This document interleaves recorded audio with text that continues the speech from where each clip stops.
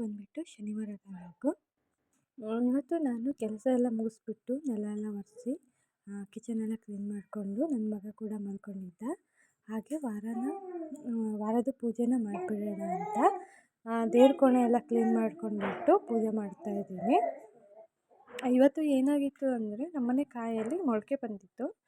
ಮೊಳಕೆ ಬಂದರೆ ಅದೃಷ್ಟ ಮತ್ತು ಏಳಿಗೆಯ ಸಂಕೇತ ಅಂತ ಹೇಳ್ತಾರೆ. ನಿಮ್ಮ ಮನೆಯಲ್ಲಿ ಹೇಗೆ ಕಾಯಿ ಮೊಳಕೆ ಬಂದಿದ್ದರೆ ಕಮೆಂಟ್ ಮೂಲಕ ನನಗೆ ತಿಳಿಸಿ.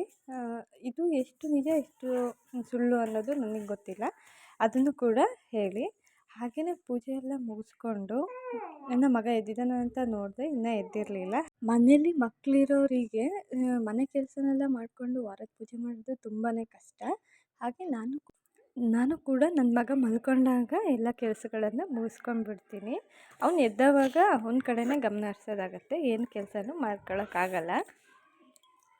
ಹಾಗೆಯೇ ನೋಡಿ ಇವಾಗ ನಮ್ಮನೆ ಕಾಯಿ ಹೇಗೆ ಮೊಳಕೆ ಬಂದಿದೆ ಅಂತ. ಹಾಗೆಯೇ ನಮ್ಮ ದೇವ್ರ ಮನೆ ಚಿಕ್ಕದಾಗಿ ಚೊಕ್ಕದಾಗಿದೆ. ಇಷ್ಟು ಹೇಳ್ತಾ ಇವತ್ತಿನ ವ್ಲಾಗ್ ನಿಮಗೆ ಇಷ್ಟ ಆಗಿದ್ದರೆ ಸಬ್ಸ್ಕ್ರೈಬ್ ಮಾಡ್ಕೊಳ್ಳಿ, ಲೈಕ್ ಮಾಡಿ, ಹಾಗೆಯೇ ಶೇರ್ ಮಾಡಿ.